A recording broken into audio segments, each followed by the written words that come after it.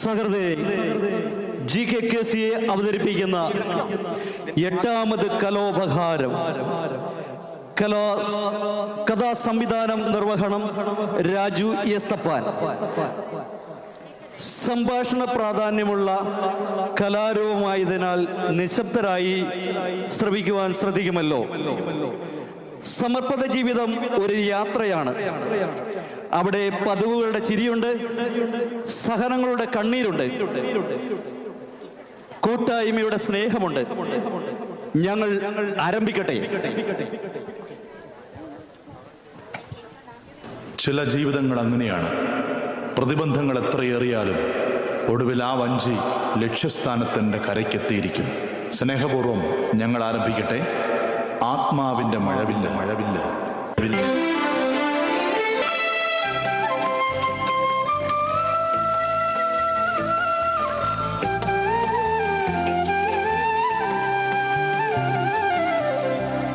ഓ, ഈ പത്രക്കാരൻ്റെ ഒരു കാര്യം എത്ര തവണ പറഞ്ഞിട്ടുള്ളതാ ഇങ്ങനെ വലിച്ചെറിഞ്ഞിട്ട് പോകരുതെന്ന്. എന്നാലും ഇങ്ങനെ ഇടൂ. മോളെ, എടി ജിൻസി മോളെ, ഇനി വന്നേ. എന്നാ മമ്മി? ഞാൻ ഈ കോട്ടൊന്ന് അയൺ ചെയ്യുമായിരുന്നു. നീ ഇത്ര പെട്ടെന്ന് പോകാൻ ഇറങ്ങിയോ? എന്തോ മെഡിക്കൽ എമർജൻസി ഉണ്ടെന്ന്. 8 മണിക്ക് ഹോസ്പിറ്റലിൽ എത്തണമെന്ന് ഇപ്പൊ വിളിച്ചു പറഞ്ഞു. ദേ ഇങ്ങോട്ട് നോക്കേ, നിന്റെ ഫോട്ടോ പത്രത്തില്. ഓ, ഇതാണോ? ഇതാ കമ്മ്യൂണിറ്റി ഹെൽത്ത് പ്രോഗ്രാമിന്റെ ഇനാഗുറേഷൻ സെറമണിയാ. ഞാൻ മാത്രമല്ലല്ലോ, എല്ലാരും കൂടിയല്ലേ. മമ്മി എന്നാ ഈ തുറച്ചു നോക്കുന്നേ? നിനക്ക് പറ്റിയ ഡോക്ടർ ചെക്കന്മാര് വല്ലതും ഉണ്ടോന്ന് നോക്കിയതാ. ഓ പിന്നെ, എന്റെ ചെറുക്കനെ ഞാൻ തന്നെ കണ്ടുപിടിച്ചോളാം. മമ്മി പപ്പ അതൊന്നും ഓർത്ത് ബുദ്ധിമുട്ടുണ്ടോ? അയ്യോ, കല്യാണാലോചനയും കൊണ്ടിരുന്ന സമയം പോവും. ഞാൻ പോയിട്ട് വരാം മമ്മി.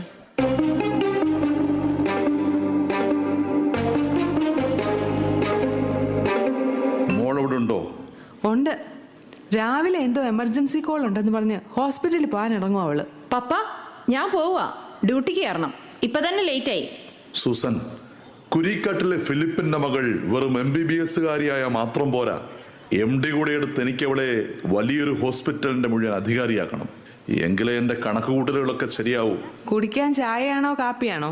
നിനക്കെന്താ ഞാൻ പറഞ്ഞതിലത്ര താല്പര്യമില്ലാത്ത പോലെ? ഇച്ചായ, നമ്മൾ എത്ര കണക്ക് കൂട്ടിയാലും ദൈവം വിചാരിച്ചതല്ലേ നടക്കൂ. അതൊക്കെ നിങ്ങൾ ഈ ദൈവവിശ്വാസികൾ ഓരോ വെറും തോന്നല. കുരിക്കാട്ടിൽ ഫിലിപ്പിന്റെ ഇന്നോളമുള്ള കണക്കുകൂട്ടലുകളിൽ ഏതാണ് പിഴച്ചിട്ടുള്ളത്? 10ാം ക്ലാസ് വരെ എല്ലാ ക്ലാസ്സിലും 1ാം റാങ്ക് വാങ്ങിച്ചുകൊണ്ടിരുന്നവനെ അന്നത്തെ ബാക്ക് ബെഞ്ചുകാരനായി ഈ ഫിലിപ്പിന്റെ കമ്പനിയിലെ ശമ്പളക്കാരനായിപ്പോ. ചെറുപ്പത്തിൽ അപ്പന്റെ കൂടെ റബ്ബർ വെട്ടാൻ പോയപ്പോ മുതലാളി ചമഞ്ഞ് പരിഹസിച്ചവരെ ഇപ്പോ ഈ ഫിലിപ്പിന്റെ ഖദർകുപ്പായം കണ്ട എഴുന്നേറ്റ് നിൽക്കും.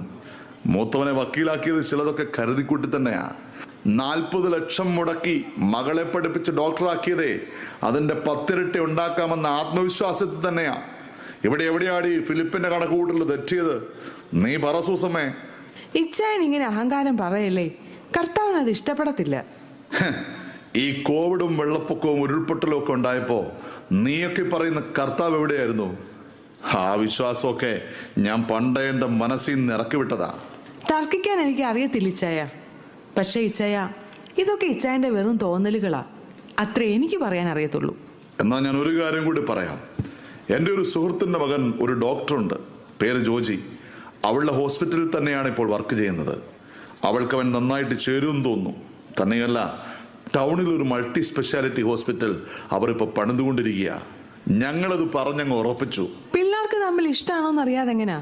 അവർ ഒന്നിച്ചു പഠിച്ചതാ, ജോലി ചെയ്യുന്നത് ഒന്നിച്ച്, ഇരുവരും പരിചയക്കാരുമാണ്. ഇനിയിപ്പോ എന്ത് നോക്കാനാ? അത് പിന്നെ ഇച്ചായ, അതൊക്കെ പറഞ്ഞ് മനസ്സിലാക്കി കൊടുക്കേണ്ടത് നിന്റെ ഉത്തരവാദിത്വം. ഏതായാലും ഞാൻ തീരുമാനിച്ചു കഴിഞ്ഞു. ആ അച്ഛനോ? എന്നാച്ചാ? ആ ഫിലിപ്പ് സാറേ, ഞാനൊന്ന് സാറിനോട് പറഞ്ഞ ആ കാര്യം എന്തായി? ഓ, ആ ബീവറേജ് മാറ്റുന്ന കാര്യമല്ലേ? ഞാനത് MLA സംസാരിച്ചിട്ടുണ്ട്. ആ സാറേ, പിള്ളേര് സ്ത്രീകളൊക്കെ പോകുന്ന വഴിയല്ലേ. ഇന്നലെയും കൂടെ സ്കൂൾ പിള്ളേരുടെ അടുത്ത് ആരോ മോശമായി പെരുമാറി എന്നൊക്കെ കംപ്ലൈന്റ് വന്നു. ഞാനും കൂടി വരാം സാറേ. നമുക്ക് നേരിട്ട് പോയിട്ട് MLA അടുത്ത് ഒന്ന് കണ്ട് സംസാരിച്ചാലോ? അച്ഛനിങ്ങനെ എടുത്തിയാടാതെ, ഓരോന്നിനും അതിന്റെ സമയമെടുക്കുന്നേ. പിന്നെ ഇവിടെ നാട്ടുകാരുടെ കാര്യം നോക്കാൻ ഞങ്ങളൊക്കെ ഇല്ലേ അച്ഛോ? ഫിലിപ്പ് സാർ ഈ ഇടവക്കാരനാളെന്ന് വിചാരിച്ചിട്ടാ ഞാൻ സാറ് വഴിയൊന്ന് ഇടപെടാന്ന് വിചാരിച്ചത്. അച്ഛനിങ്ങനെ പള്ളിക്കാരും രാഷ്ട്രീയവും ഒക്കെ ഒന്നിച്ച് കാണരുത്. പള്ളിയിൽ ഞാൻ അച്ഛന്റെ കുഞ്ഞാടൊക്കെ ആയിരിക്കും, പക്ഷെ സമൂഹത്തിൽ ഫിലിപ്പ് അങ്ങനെയാണെന്ന് അച്ഛൻ വിചാരിക്കരുത്. ഇനിയുള്ള കാര്യം അങ്ങോട്ട് പറയാം. ആ ബാർ നടത്തുന്നത് ഞാനും കൂടി ഷെയർ ഇട്ടിട്ടാ. അതിനെ അവിടെ നിന്ന് മാറ്റണമെങ്കിലും ഞാൻ വിചാരിക്കണം. അച്ഛൻ എന്നാ ചെയ്യാൻ പറ്റുന്നെന്ന് വെച്ച ചെയ്തു. എന്തിനാ ഇച്ചായ ഇങ്ങനെ ദൈവകോപവും നാട്ടുകാരുടെ മുഴുവൻ ശാപവും വലിച്ചു തലേ വെക്കുന്നത്? എന്റെ കർത്താവേ, ഇനി എന്നൊക്കെ സംഭവിക്കുമോ എന്തോ. ഫിലിപ്പ് ഇവിടെ വരെ എത്തിയതേ ഒറ്റയ്ക്ക് തന്നെയാ. ലാഭമില്ലാത്ത ഒരു കളിക്ക് ഞാൻ നിൽക്കത്തില്ലെന്ന് നിനക്കറിയാലോ. നിന്റെ വികാരിയച്ഛനോട് പോയി പറഞ്ഞേരെ, ഫിലിപ്പിനെ കൊണ്ട് തനി നിറം കാണിപ്പിക്കരുതെന്ന്.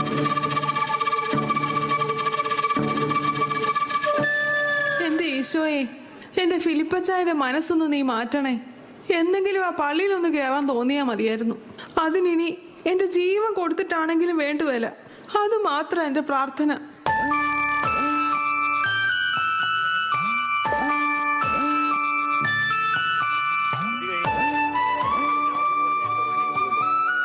Doctor Jincy, good morning. എങ്ങനെയുണ്ട് ഓപ്പറേഷൻ തിയേറ്റർ എക്സ്പീരിയൻസ്? ഇന്നത്തെ കേസ് കുറച്ച് കോംപ്ലിക്കേറ്റഡ് ആയി പോയിടോ. കൂടെ നിൽക്കുവാണേലും ഞാൻ കുറച്ച് ടെൻഷനായി. പിന്നെ ഡോക്ടർ തുളസീധരൻ വന്ന് കൈകാര്യം ചെയ്തു. Actually he was so upset. എന്താ താൻ കാണണമെന്ന് പറഞ്ഞത്? അത് പിന്നെ ജോജി, നമ്മുടെ കാര്യം അടുത്ത ആഴ്ച ഉറപ്പിക്കാൻ പോവാന്നാണ് കേട്ടത്. അതെ, തനിക്കെന്തെങ്കിലും പ്രശ്നമുണ്ടോ? അതിനെക്കുറിച്ച് പറയാനാ ഞാൻ കാണണമെന്ന് പറഞ്ഞത്. ജോജി, നമ്മൾ തമ്മിൽ പരിചയവും സൗഹൃദവും ഒക്കെ തുടങ്ങിയിട്ട് എത്രയോ വർഷങ്ങളായി. പക്ഷേ അപ്പോഴൊന്നും നമ്മൾ വിവാഹത്തെക്കുറിച്ചൊന്നും ചിന്തിച്ചില്ല. ഇപ്പൊ വീട്ടുകാർ പറഞ്ഞപ്പോഴാ ഞാൻ അതിനെക്കുറിച്ചൊക്കെ ഒന്ന് സീരിയസ് ആയിട്ട് ചിന്തിച്ചു തുടങ്ങിയത്. അതിനിപ്പോ എന്താ, നിനക്കെന്നെ ഇഷ്ടമില്ലെന്ന് വല്ലതും ഉണ്ടോ? എടാ, നിന്റെ അത്ര എന്നെ അറിയാവുന്ന ആരാ ഈ ലോകത്തിലുള്ള ജോജി? അതൊന്നും അല്ല പ്രശ്നം. പിന്നെന്താ പ്രശ്നം? പഠിത്തത്തിന്റെ കാര്യമാണോ? MDക്ക് എനിക്ക് കിട്ടിയില്ലെങ്കിലും നിനക്ക് കിട്ടുമെന്ന് എനിക്ക് ഉറപ്പാണ്. അതല്ല ജോജി, ഞാൻ കുറച്ച് നാൾ മുമ്പ് ഒരു പേഷ്യൻറ്റിൻ്റെ കാര്യം പറഞ്ഞില്ലേ? ഞാൻ പ്രാക്ടീസിന് പോയ ഹോസ്പിറ്റലിൽ എന്നെ ഒരുപാട് ടച്ച് ചെയ്ത ഒരാളുടെ മരണത്തെക്കുറിച്ച്. ഏതോ ഒരു സിസ്റ്റർ അല്ലേ? അതെ, എന്നോട് വലിയ സ്നേഹമായിരുന്നു. ക്യാൻസർ പിടിച്ച് വേദന കൊണ്ട് ശരീരം പൊളയുമ്പോഴും ആ സിസ്റ്റർ എപ്പോഴും ചിരിച്ചുകൊണ്ട് സംസാരിക്കുമായിരുന്നു, ഏറ്റവും അടുത്ത കൂട്ടുകാരിയെ പോലെ. വേദന കുറയ്ക്കാൻ സഡേറ്റീവ് എന്തെങ്കിലും എടുക്കാൻ സിസ്റ്റർ ഒരിക്കലും സമ്മതിച്ചില്ലായിരുന്നെന്നാണ് നേഴ്സുമാരൊക്കെ പറയുന്നത്. ഒരു ദിവസം ഞാൻ സിസ്റ്ററിനോട് ചോദിച്ചു, സിസ്റ്റർ എങ്ങനെ ഇത്രയും ജീവൻ പോകുന്ന വേദന സഹിച്ച് ചിരിക്കാൻ കഴിയുന്നേ? അപ്പോൾ സിസ്റ്റർ എൻ്റെ കയ്യെ പിടിച്ചിട്ട് പറയുക, ഞാൻ ഈ വേദന ഈശോയ്ക്ക് സമർപ്പിക്കുമ്പോൾ ഒത്തിരി ആത്മാക്കളെ ഈശോ സ്വർഗത്തിൽ കൊണ്ടുപോകുന്നുണ്ടെന്ന്. മോളെ, ഞാൻ സഹിക്കുവല്ല, സ്നേഹിക്കുവാണെന്ന്. ജോജി, എനിക്കിതങ്ങ് മറക്കാൻ പറ്റുന്നില്ലടാ. നീ എന്താ ഈ പറഞ്ഞു വരുന്നത്? അങ്ങനൊരു ജീവിതം എനിക്കും വേണമെന്ന് തോന്നുന്നു. ഒത്തിരി പേരെ സ്വർഗത്തിൽ കയറ്റാൻ പറ്റുന്ന, ഹൃദയം തുറന്ന് ചിരിക്കാൻ പറ്റുന്ന, വേദനകളെ പോലും ആത്മാക്കളെ രക്ഷിക്കാനുള്ള വഴിയാക്കി മാറ്റുന്ന ഒരു ജീവിതം. ജോജി, മരിച്ചു കിടന്നപ്പോൾ പോലും ആ സിസ്റ്റർ ഹൃദയം തുറന്ന് ചിരിക്കുമായിരുന്നു. ആദ്യമായിട്ടാ അങ്ങനൊരു മരണം ഞാൻ കാണുന്നത്. എനിക്കും നീ പറയുന്നത് കേട്ടപ്പോൾ അതൊരു അത്ഭുതം പോലെയാ തോന്നുന്നത്. ജോജി, നിന്റെ ഒപ്പം ജീവിതം പങ്കിടാൻ എനിക്കിഷ്ടാണ്. പക്ഷേ അതിനേക്കാൾ ഉപരിയായ ഒരു ഉൾവിളി ആ സിസ്റ്ററിനെ പോലെ ജീവിക്കാൻ എനിക്ക് തോന്നുക ജോജി.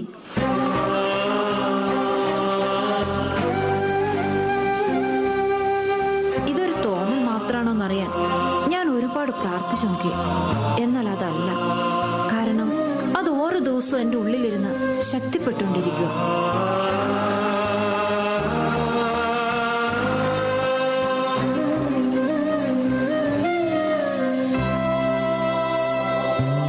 ജിൻസി, അങ്ങനെ നിനക്ക് തോന്നുന്നുണ്ടെങ്കിൽ നീ പറഞ്ഞത് ശരിയാണ്. പക്ഷെ നിന്റെ പപ്പ? ജോജി, എൻ്റെ പപ്പയേക്കാൾ എനിക്ക് നിന്നെ വിശ്വാസമാണ്. നീ എൻ്റെ കൂടെ ഉണ്ടാവണം. ഇത്രയും പറഞ്ഞിട്ടും ഞാൻ നിന്നെ മനസ്സിലാക്കിയില്ലെങ്കിൽ പിന്നെ നമ്മുടെ സൗഹൃദത്തിന് എന്ത് വിലയാടോ ഉള്ളത്? താൻ ധൈര്യമായി പൊക്കോ, തൻ്റെ ആഗ്രഹം നടക്കും. അതിന് ഞാൻ കൂടെ ഉണ്ടാവും എന്നും. ദേ, ഇതെൻ്റെ വാക്കാ. പിന്നെ ഇനി നീ എനിക്ക് ജിൻസിയല്ല, സിസ്റ്റർ ജിൻസിയാണ്. കൺഗ്രാജുലേഷൻസ് കേട്ടോ. Thank you so much. ഇതെൻ്റെ കൂടെ നിൽക്കുന്നതിനല്ല, ഫോർ അണ്ടർസ്റ്റാൻഡിങ് മീ.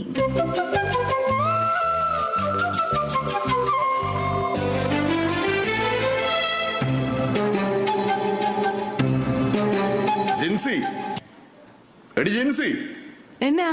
എന്നാ പറ്റി ഇച്ചായ? അവള് ഡ്യൂട്ടി കഴിഞ്ഞ് വന്ന് കിടക്കുവാ. ഇന്നെനിക്ക് രണ്ടിലൊന്നറിയണം. എവിടെടി അവള്, നിന്റെ പൊന്നാര മോള്? ഫിലിപ്പച്ചായ കാര്യം പറ. എന്നതാന്നേ ഈ കിടന്ന് ബഹളം വെക്കുന്നത്? എന്ന് തൊട്ടാടി നീ ഒറ്റയ്ക്ക് തീരുമാനം എടുത്ത് തുടങ്ങിയത്? എന്നതാ ഇച്ചായ? കല്യാണം ഉറപ്പിച്ച നിന്റെ മോള് സന്യസിക്കാൻ പോവുകയാണെന്ന്.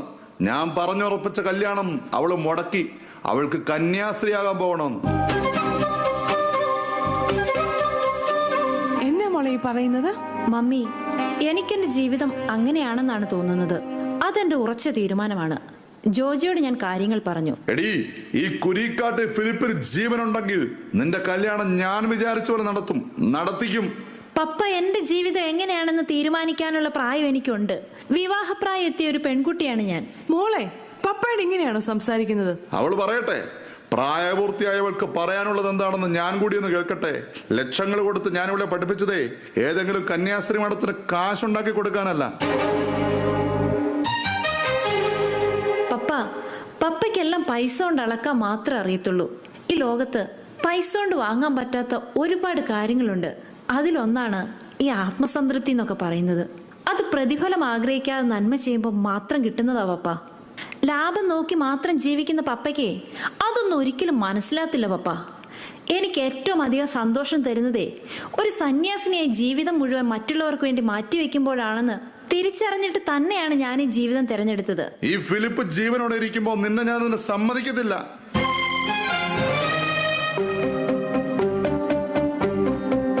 ഇച്ചായൻ എന്നോട് ക്ഷമിക്കണം.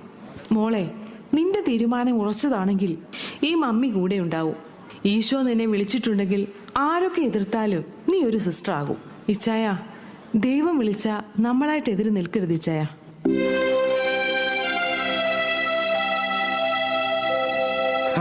അപ്പൊ ഫിലിപ്പിനെ തോപ്പിക്കാൻ എല്ലാരും കൂടെ ഒരുമിച്ചിറങ്ങിയേക്കും അല്ലേ?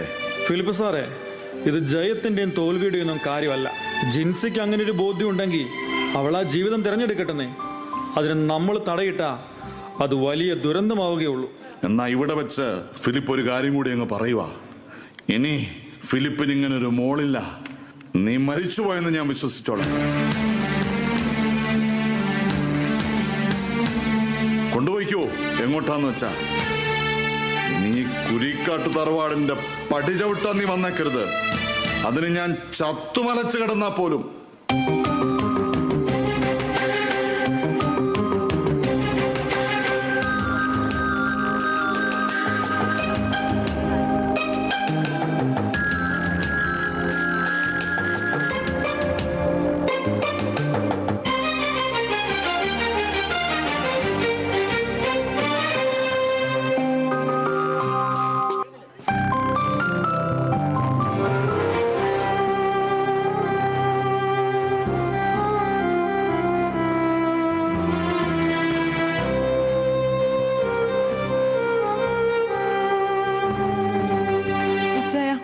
ഒരിക്കൽ കൂടി വിളിക്കുക.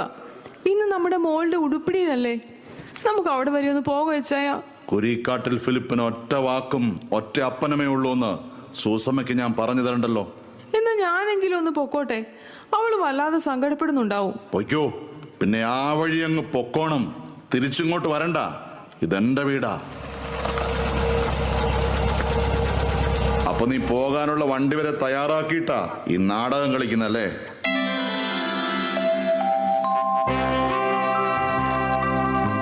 മോനെ ജോണി, നീ വരില്ലെന്ന് പറഞ്ഞിട്ട്? അവൾക്കൊരു സർപ്രൈസ് കൊടുക്കാമെന്ന് വിചാരിച്ചു. കാര്യം തിരക്കൊക്കെ ഉണ്ടായിരുന്നു. എന്നാലും പെങ്ങള് സിസ്റ്റർ ആവുന്ന ദിവസമല്ലേ, എനിക്ക് വരാതിരിക്കാൻ പറ്റുമോ? ഇതെന്നാ അപ്പം പോകുന്നില്ലേ? വേഗം ഒരുങ്ങ്. ഞാൻ കാർ വിളിച്ചാണ് വന്നിരിക്കുന്നത്.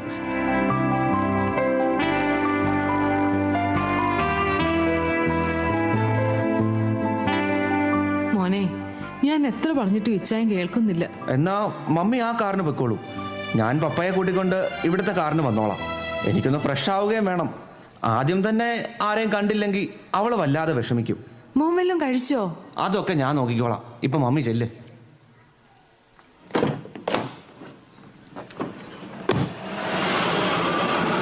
ജോണി, നിന്നെ ഞാൻ പഠിപ്പിച്ച് ഒരു അഡ്വക്കേറ്റ് ആക്കിയത് എനിക്ക് കൂടി ചില ഉപകാരങ്ങൾ ഉണ്ടാകാൻ വേണ്ടിയാ. ഇപ്പൊ ഞാൻ ഒരു കാര്യം അങ്ങോട്ട് പറയുക. നീ ഒരു കേസ് ഫയൽ ചെയ്യണം. കേസോ? എന്ത് കേസ്? ആ കന്യാസ്ത്രീ മഠത്തിനും അച്ഛനുമെതിരെ എന്റെ കൊച്ചിനെ തട്ടിക്കൊണ്ടുപോയതിന് ഒരു ഹേബിയസ് കോർപ്പസ്. അപ്പൻ ഇങ്ങനെ വെറും ഒരു രാഷ്ട്രീയക്കാരനാവാതെ. ഇത് ജയവും തോൽവിയും ഒന്നും അല്ലപ്പാ. അവളുടെ ജീവിതം അവള് തിരഞ്ഞെടുത്തു.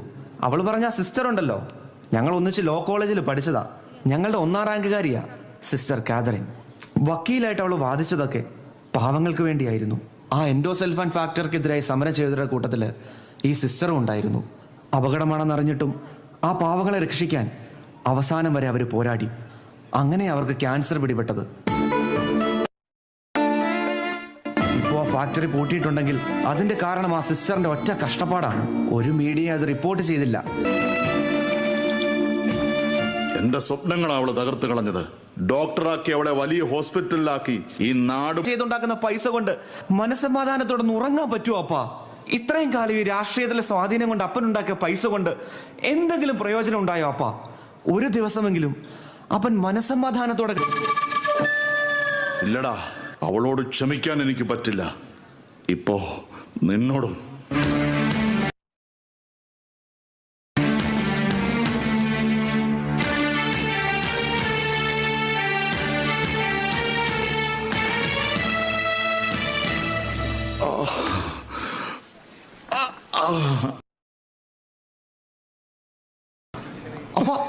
അപ്പൊ എന്ത് പറ്റിയപ്പാ?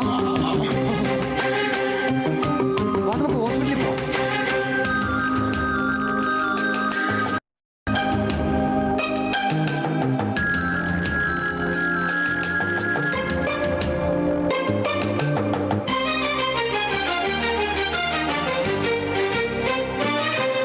ഡോക്ടർ, ശരിക്കും അപ്പൻ എന്താ പറ്റിയത്? കുറച്ച് കോംപ്ലിക്കേറ്റഡ് ആണ്. ഹാർട്ടിലേക്കുള്ള 2 വെയിനുകൾ ബ്ലോക്കായി. വളരെ ഡേഞ്ചറസ് ആയ ഒരു സോണിലാണ് ഓപ്പറേഷൻ ചെയ്യേണ്ടത്. പക്ഷെ പേടിക്കണ്ട, അതിന് ഏറ്റവും പ്രഗത്ഭയായ ഒരു ഡോക്ടർ ഇവിടെ ഉണ്ട്. കൈപ്പിഴകളൊന്നും വരാത്ത ദൈവത്തിന്റെ കയ്യൊപ്പുള്ള ഒരു ഡോക്ടർ.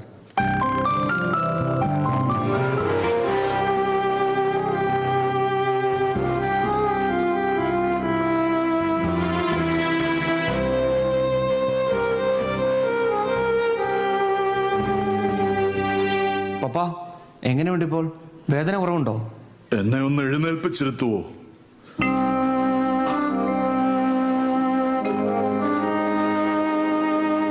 എനിക്കൊരാഗ്രഹമുണ്ട്. എന്റെ ജീവൻ രക്ഷിച്ച ആ ഡോക്ടറെ എനിക്കൊന്ന് കാണണം. ഒന്നാ കരം പിടിച്ച് ചുംബിക്കണം. മരണം അടുത്തു വന്നപ്പോഴാ എനിക്ക് മനസ്സിലായത് ഞാൻ ഈ ഉണ്ടാക്കി വെച്ചതൊക്കെ വിലകെട്ടതാണെന്ന്. ആ ഡോക്ടർ എന്ന് പപ്പയെ കാണാൻ വരുന്നുണ്ട്. ദേ, ആ വരുന്നതാണ് പപ്പയുടെ ജീവൻ രക്ഷിച്ച ഡോക്ടർ, സിസ്റ്റർ സ്നേഹ തെരസ്.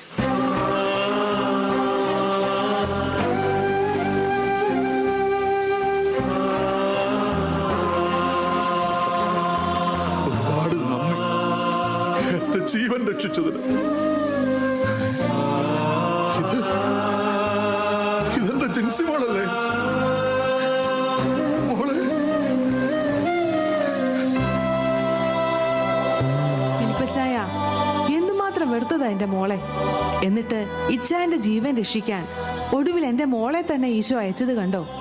ഈ ഉടുപ്പ് ഇട്ട് പപ്പയുടെ അനുഗ്രഹം വാങ്ങാൻ വരണമെന്ന് ഞാൻ ഒരുപാട് ആഗ്രഹിച്ചതാണ്. ഇന്നത് സാധിച്ചു. എൻ്റെ ഈശോയ്ക്ക് ഒരുപാട് നന്ദി. കാശ് കൂടിയപ്പോ അപ്പന്റെ കണ്ണു മറഞ്ഞുപോയി. മോളെ, എന്നോട് ക്ഷമിക്ക. അതൊന്നും സാരമില്ലോ അപ്പ. എനിക്ക് കുറച്ച് നേരത്തെ ദൈവവിളി കിട്ടി. എൻ്റെ അപ്പന് ഇപ്പോഴാ കിട്ടിയേ, അത്രേ ഉള്ളൂ.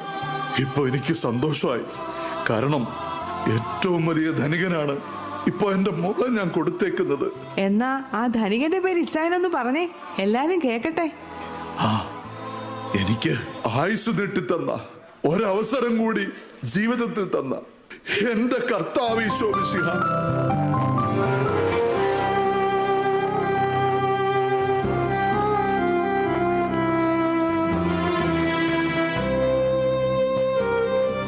അതെ, അപ്പൊ എല്ലാരും ഹാപ്പി ആയല്ലോ.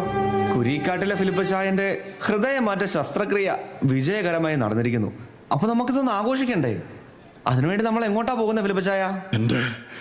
എന്റെ ഇടവക പള്ളിയിലേക്ക് എന്റെ കണ്ണ് തുറപ്പിച്ചത് എന്റെ മോള. ഇനിയെങ്കിലും എനിക്കൊന്ന് ജീവിച്ചു തുടങ്ങണം, എന്റെ കർത്താവ് ആഗ്രഹിക്കുന്ന പോലെ.